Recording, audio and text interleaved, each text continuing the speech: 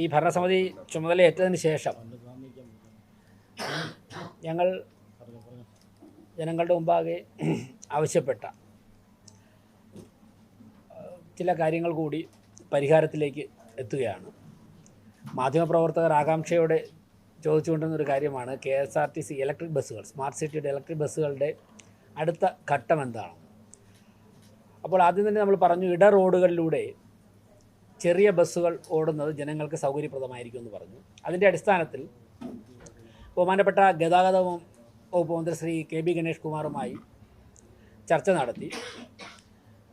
അതിനെ തുടർന്ന് നിലവിലുള്ള കൗൺസിലർമാരോട് നേരത്തെയൊക്കെ ഈ ബസ് ഓടിക്കൊണ്ടിരുന്ന റൂട്ടുകളിൽ, അതായത് ജനങ്ങളുടെ ഭാഗത്തുനിന്ന് ഇട റോഡുകളിലേക്ക് ബസ് ആവശ്യമുണ്ട് എന്ന് ഉള്ള സ്ഥലങ്ങളിൽ നിന്നുള്ള ഡീറ്റെയിൽസ് കളക്ട് ചെയ്തു.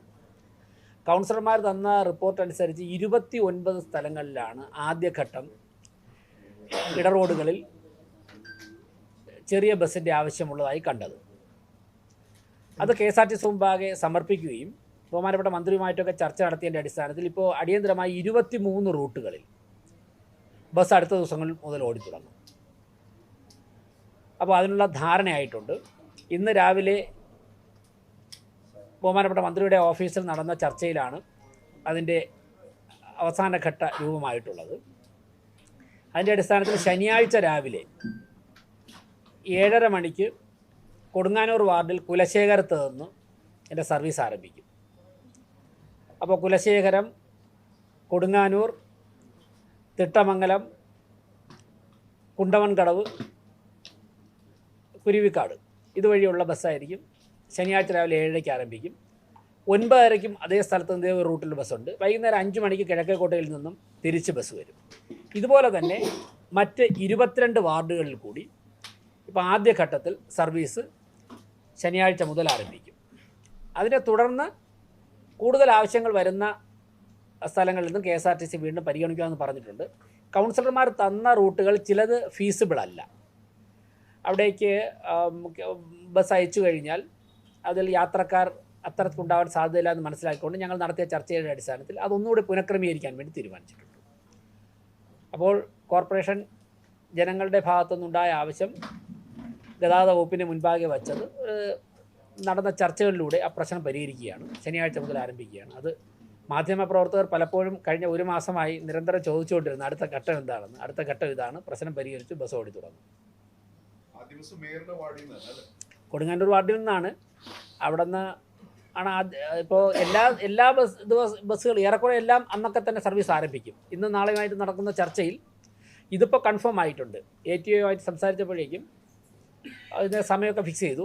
ഇന്ന് നാളെ നടക്കുന്ന ചർച്ചകൾ മറ്റുള്ള കൗൺസിൽ, ഇപ്പോൾ മേയറുടെ വാർഡായതുകൊണ്ട് ഞാൻ ചർച്ചയിൽ പങ്കെടുത്ത ആളായതുകൊണ്ട് അപ്പം തന്നെ സമയം തീരുമാനിക്കാൻ പറ്റി.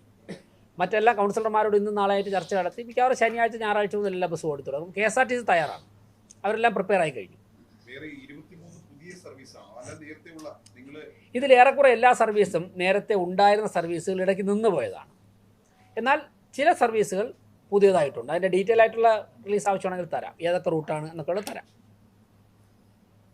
ചിലത് കൗൺസിലർമാർ ആവശ്യപ്പെട്ടത് അത്രയ്ക്കോളം ഫീസിബിൾ അല്ല എന്നുള്ളത് കൊണ്ട് അത് മാറ്റിവെച്ചിരിക്കുകയാണ്. ഒന്നുകൂടെ ചർച്ച ചെയ്തിട്ട് പുനഃക്രമീകരിക്കും.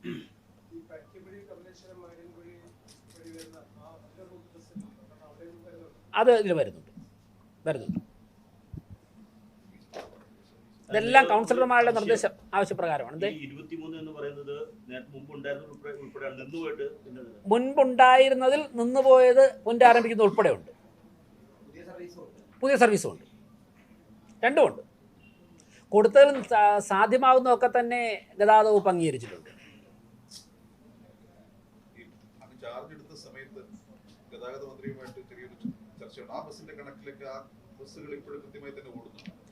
ഏതാണ് അത് മനസ്സിലായില്ല, ചോദ്യം മനസ്സിലായില്ല.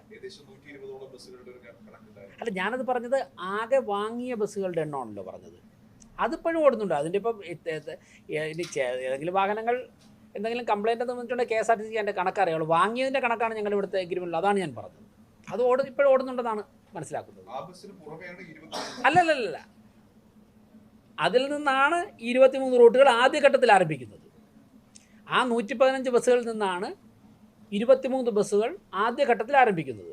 പിന്നെ ഞങ്ങൾ ആവശ്യപ്പെട്ട ചില റൂട്ടുകളിൽ പിന്നെ ഇലക്ട്രിക് ബസ്സല്ല ഡീസൽ ബസ്സാണ് അനുയോജ്യമെന്ന് KSRTC കണ്ടെത്തിയിട്ടുണ്ട്. അങ്ങനെയുള്ള 1-2 റൂട്ടുകൾ അത്തരത്തിലുള്ള ബസ്സാണ് അയക്കുന്നത്.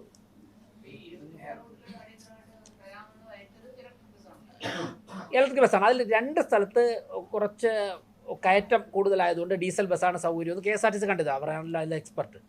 സ്വാഭാവികം. എനിവേ 23 റൂട്ടുകൾ ശനിയാഴ്ച മുതൽ ആരംഭിക്കും.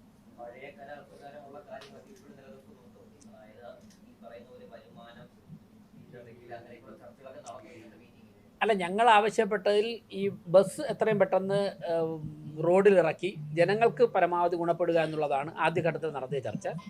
അത് തൃപ്തികരമായ രീതിയിലാണ് ചർച്ച അവസാനിച്ചത്. അതിൻ്റെ അടിസ്ഥാനത്തിൽ ശനിയാഴ്ച മുതൽ റൂട്ട് ആരംഭിക്കുന്നത്. KSRTC ഒരു പഠനം നടത്തിയിട്ടുണ്ടാവുമല്ലോ.